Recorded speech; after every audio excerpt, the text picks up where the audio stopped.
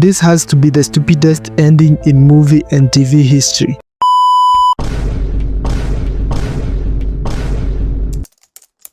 Okay, maybe not the worst ending, but equally as bad. I mean, Player 456 was the main character in this show for 3 straight seasons, and his death did not hurt me like the transgender introduced in season 2. I mean, what in the 7 hells was this load of shit of a scene? They just had to eliminate one guy. I was hoping for the selfish old man to die, but instead, they had to fight it out fast. And just when I thought the father was going to sacrifice himself to save his baby, finally hoping for him to do something right for the first time in this show, something to redeem himself of all the mistakes with Junhee, he does the complete opposite and becomes the biggest hole I have ever seen. And to make it worse, neither Player 456 nor the baby's father thought of even pressing the button to start the game before they started their little fight of misery. I mean, what in the bloody hell? And then Player 456 decides to be the sacrificial lamb, as I had predicted, and just jumps to his death. And that little speech he does seems to have gotten to a lot of people, except for me. I'm a G. Everybody was crying, and I couldn't help but think to myself, what an idiot. I sure hope that little kid doesn't grow up to be a suicidal maniac or something. I sure hope she becomes the president of South Korea and makes the lives of all those who died trying to save her tiny little giggling CGI cute face alive. Because if she doesn't, it will mean that her mother died for nothing, her father died for nothing, Player 456 died for nothing, that old lady died for nothing. She killed her son for nothing. That ninja military warrior girl died for nothing. It will mean that their deaths served no purpose but to hurt our feelings, as the audience, who fell in love with these characters. Our hearts will remain forever broken, for nothing. If they don't show that baby in the next Squid Game as a doctor, engineer or something, I'm gonna crash out. If she ends up becoming a vengeful idiot like Player 456, who thinks he can change anything and she ends up going back to the games, again, valid crash out. But does that mean our lives are meaningless? Were they meaningless? They were not! Their memory serves as an example to us all! Okay, that's enough of that. The one thing this show does really well is show the extent to which greed and desire to survive can go if a human is pointed in the right direction. Take this guy for example. He did not have to start pushing people off the edge.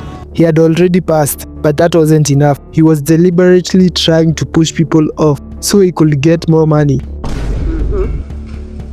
Now that's what I'm talking about. He didn't care if they died, and painfully at that. A coward who didn't even have the guts to go fast was now pushing people to their deaths.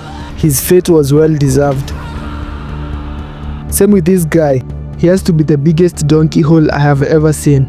If you met him on the street, you'd think, what a respectable old man he is. But no, a coward who will do anything to survive even if it meant killing his own children. And it's a common tendency I'm noticing in this show and others like it. The biggest cowards tend to be the most ruthless and unbearable backstabbers. Like, why did he shut that prophet out? She showed him the way. And what did she get instead? Trapped and locked out. I feel like his death should have been more painful. It was long due, but it wasn't satisfying enough. I can go on about this show forever, but there is one thing we have to bring to light. The VIP's conversations. I mean, what a ruthless pack of unempathetic souls.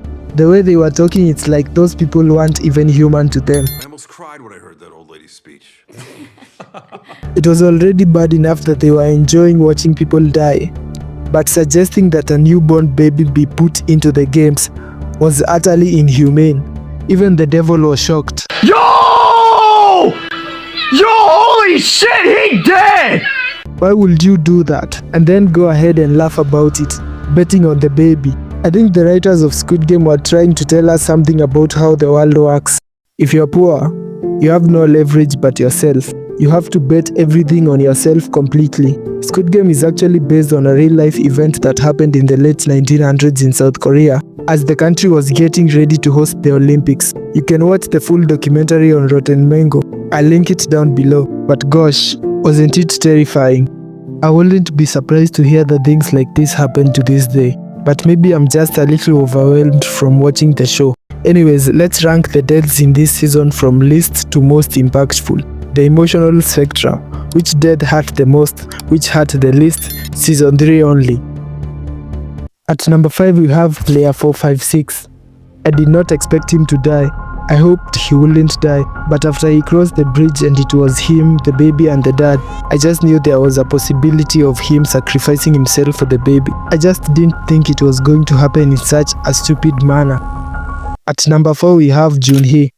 Again, I kinda assumed she was going to somehow try to jump that rope and make it to the next round, but suicide? That was not a good way to do it. You could have had her and the father attempt to jump that rope together in an attempt to redeem his character. But no, you had him go by himself like a coward and then have the mother jump off to her death. Seriously? Why would you do that? At number 3 we have Grandma's son. Now I'm not going to say their Korean names because they are hard to pronounce and quite frankly, I don't remember them all. But anyways, his death was unexpected. This guy got in debt to some bad guys, joined the games to pay off his debts, only to find his mother there attempting to win and have the money to save her son. And to make it worse, you decide to make the mother kill the son to save a stranger she just met? You, sir, have a masterclass in twisting plots and playing with the audience's minds and emotions. Are you sure you did not watch Game of Thrones? Huh? Anyways, the son is stabbed in the back by his mother, the guards come in and finish the job, and we hear the most beautiful, heartbreaking cry since the show's inception.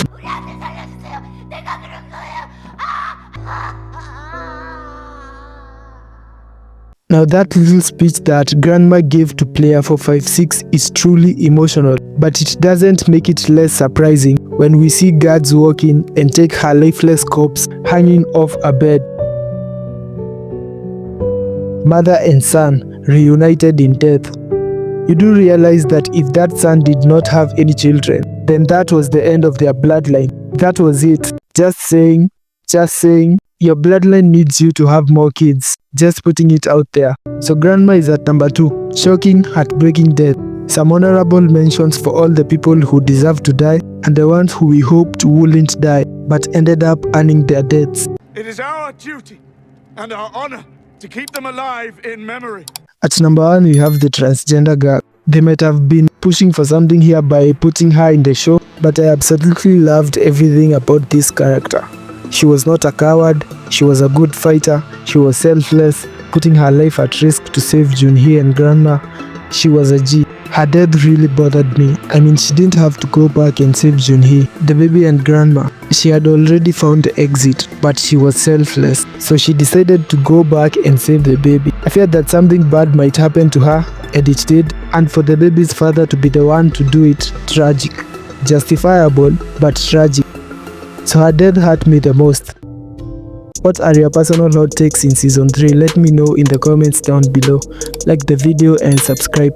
I don't know how the American version of Squid Game is going to be, but I hope it lives up to this one. Season 1 of Squid Game still remains to be the best out of the 3 in my opinion.